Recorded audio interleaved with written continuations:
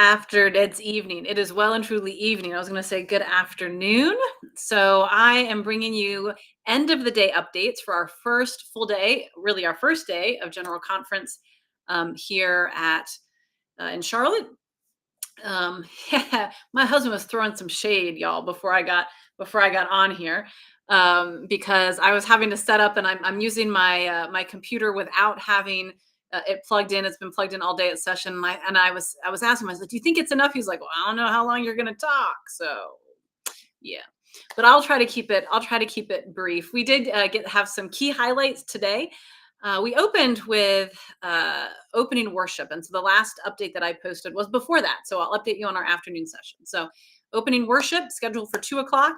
We had a little bit of a delay getting started. The fire marshal came by to to check out the space, and everybody had to stay out. Everything's fine. We got into the space. We heard at the end of the day from Gary Graves that they made just a couple changes. I think now there's smoke detectors in the interpreter booths. But everything's good. But it did delay the start of opening worship. Opening worship, we were treated to some wonderful music, including the Baltimore Washington Conference's own Trinity Brass from Trinity United Methodist Church in Frederick, Maryland, on the Frederick District. So we celebrate that. And I particularly enjoyed, and I sent our seventh grader who plays a French horn a picture of the two French horns in Trinity Brass. So that was a lot of fun. But worship also included, not only included communion, which we celebrated at the end of the service, but a really powerful sermon by Bishop Tom Bickerton, who is concluding his time as president of the Council of Bishops. And there's been a lot of conversation and wondering about what this general conference would be defined by, whether persons who are leaving the United Methodist Church will try to stir up discord. And so there's just lots of layers of that. And Bishop Bickerton, really, he came really out of the gate really strong in his sermon. I'm not going to spend a lot of time summarizing it because I think that you just need to listen to it. Hopefully, the live stream link was there. Hopefully, the recording of the sermon is up still. But right out of the gate, Bishop Bickerton, he told a story coming out of the Texas Annual Conference. I posted a link to the legislation that he refers to on my Facebook page. And he talked about joining the Texas Annual Conference and having a piece of legislation that came to the annual conference that basically said, look, we need to move forward. We need to be focused forward. We're tired of this time of division. And so he was inviting us into that. And in the course of saying that, basically said to General Conference, we are here and we should be here because we love the United Methodist Church. If you don't love the United Methodist Church and want to be part of building something new moving forward, then maybe you should consider whether you need to be in this room. It was really powerful, and he said it very well. And so I'll stop there and just encourage you to check out Bishop Bickerton's sermon. It was a really powerful start. There were a couple of moments that felt like mic drop moments to me. Really, really powerful. I really appreciated his sermon. I encourage you to check it out. After worship, we had a very brief break because we had gotten started a little bit later. I think we were scheduled to have a 20-minute break, but we went after just a very brief break into our first formal business session. And Bishop Bickerton served as our presiding officer. At General Conference, the bishops serve as the presiding officers. Like at annual conference, a bishop presides. But at General Conference, there's a committee, and it's our committee is chaired by Jasmine Smothers, and she and her team that is representative of the whole church, they each day ask bishops to preside the next day. So bishops find out with short notice. And so at the end of the day, she shared which bishops were going to be presiding tomorrow morning. But the bishops rotate. They rotate. We have a parliamentarian. The parliamentarian this year is new. And I shared in my earlier video today that he was very clear when he shared the conference rules and talked about parliamentary procedure about Rule 41. And this, I think, helped us to really get some momentum and move forward efficiently today. Often passing rules takes some time, but it was very clear to everybody from what he had shared that we were not going to be making any changes to the rules today. And if people had amendments, they could submit them, but really they would be referred to the committee that oversees the rules. So we had about 3 amendments that came forward. All of them were referred to committee. All of them were approved to be referred to committee. And so I expect that, we'll have a report back that they will concur or not concur.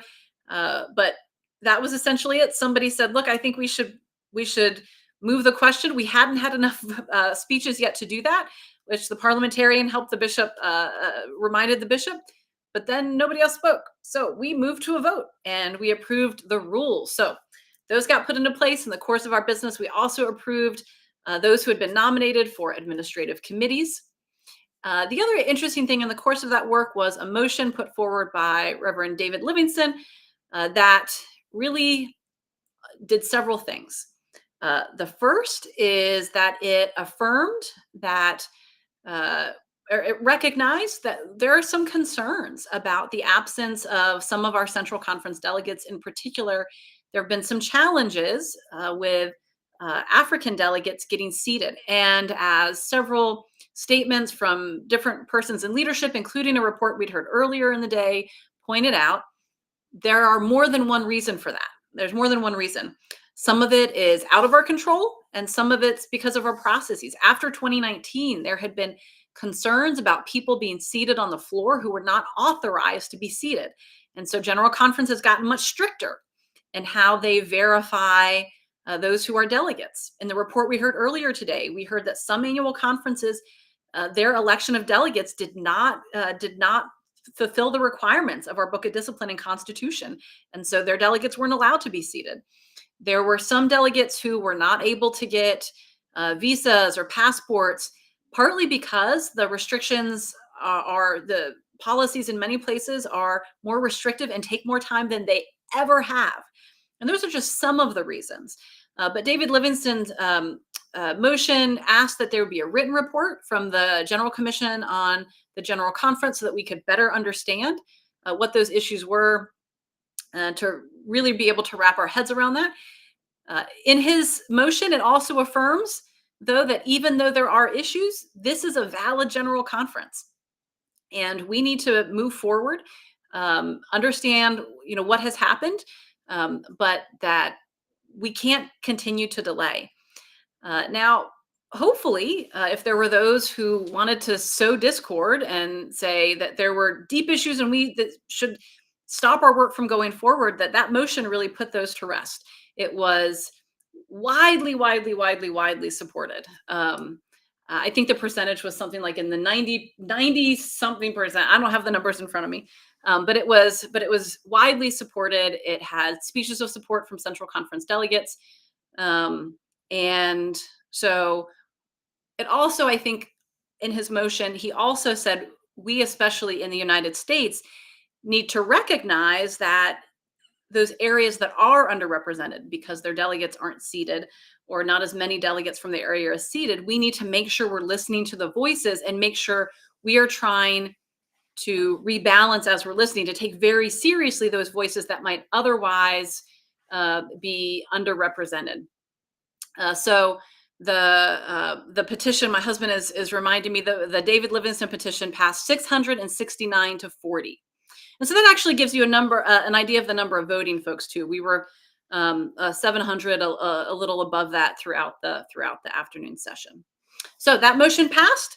And then we really were, again, as we approved the members of the administrative committees, coming up towards the end of the day.